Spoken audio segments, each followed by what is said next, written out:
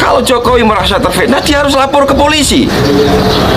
Dia nggak lapor ke polisi, tiba-tiba saya ditangkap, diadili secara gelap, ya toh, divonis 3 tahun, ya toh, dan saya masuk penjara 2,5 tahun. Saya pulang, Pak.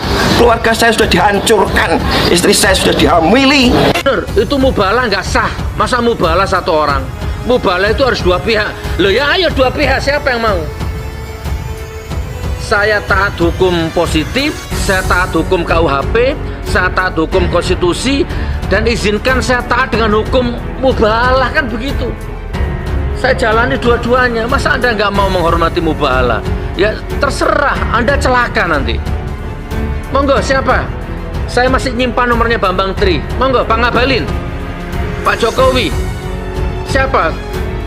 Gus Nur, panggil Bambang Tri. Saya mau mubahalah. Selesai. Tapi sekarang masalah sudah bergeser karena saya telusuri semua ijazah dia palsu.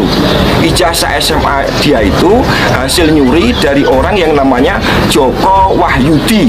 Nomor induknya 008, nomor seri ijazahnya 0081112. Pak Polisi, Pak Sigit, ya Pak Sigit kan yang tertinggi sekarang. Saya ini bukan pembohong, Pak. Pak Jokowi, aku ini bukan rakyat pembohong. Aku ini jujur, apa adanya, lillahi ta'ala.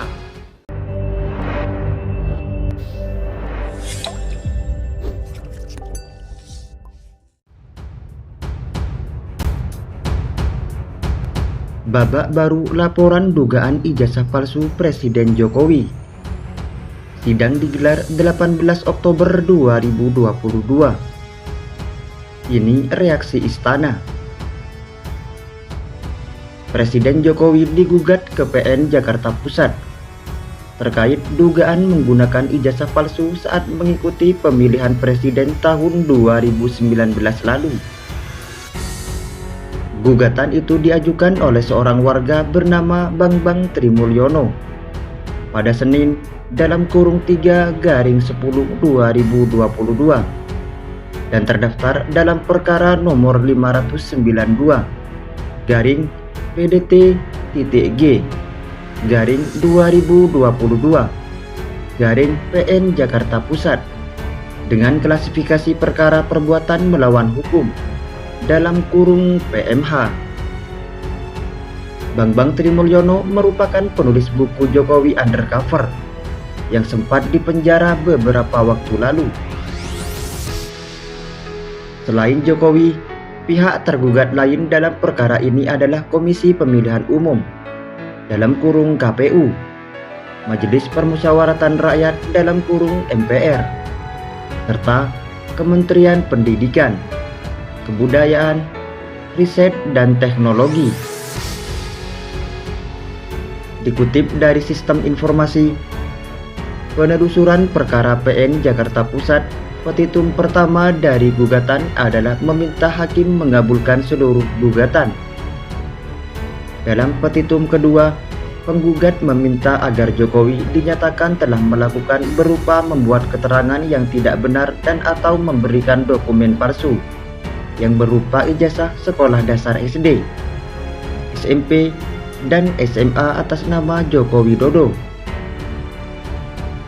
Sementara dalam petitum ketiga, penggugat meminta agar Jokowi dinyatakan melakukan PMH karena menyerahkan dokumen ijazah yang berisi keterangan tidak benar dan atau memberikan dokumen palsu sebagai kelengkapan syarat pencalonannya untuk memenuhi ketentuan pasal 9 ayat 1 huruf R Peraturan KPU nomor 22 tahun 2018 untuk digunakan dalam proses pemilihan presiden dan wakil presiden periode 2019-2024. Ahmad Hozinuddin selaku koordinator advokat tim advokasi Bambang Trimulyono menerangkan, sidang perdana laporan dugaan ijazah palsu itu akan digelar pada 18 Oktober 2022. Gugatan klien kami dengan nomor perkara 592/PDT-G/2022 PN Jakarta Pusat akan disidangkan perdana pada hari Selasa, tanggal 18 Oktober 2022. Ungkapnya kepada awak media kemarin. Ia pun menantang pihak tergugat agar dapat hadir dalam persidangan tersebut. Di sisi lain, staf Presiden Bidang Hukum Dini Purwono memberikan tanggapan soal Presiden Joko Widodo dalam kurung Jokowi yang dilaporkan ke Pengadilan Negeri Jakarta Pusat terkait dugaan menggunakan ijazah palsu saat mengikuti pemilihan presiden dalam kurung Pilpres tahun 2019 lalu. Menurut Dini Purwono, mengajukan gugatan adalah hak warga negara. Hanya saja harus disertai dengan bukti-bukti yang kuat.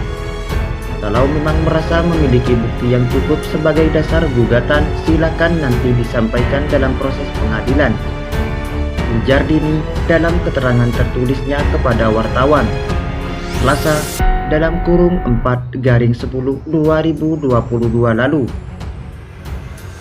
Namun, apabila penggugat tidak berhasil menyampaikan bukti-bukti nyata dan solid, akan terjawab sendiri nanti bahwa gugatan adalah mengada-ada karena tidak berhasil membuktikan apa yang dituduhkan. Dan apabila itu terjadi, jelas hanya akan menampar muka penggugat sendiri, katanya. Kemudian, Dini menjelaskan bahwa Presiden Jokowi memiliki semua ijazah asli beliau. Menurutnya, hal tersebut dapat dibuktikan dengan mudah. Kecuali penggugat mau mengatakan bahwa institusi yang mengeluarkan ijazah tersebut mengeluarkan dokumen palsu. Kalau terkait hal ini, kami serahkan kepada institusi yang bersangkutan melakukan klarifikasi, ujar Dini.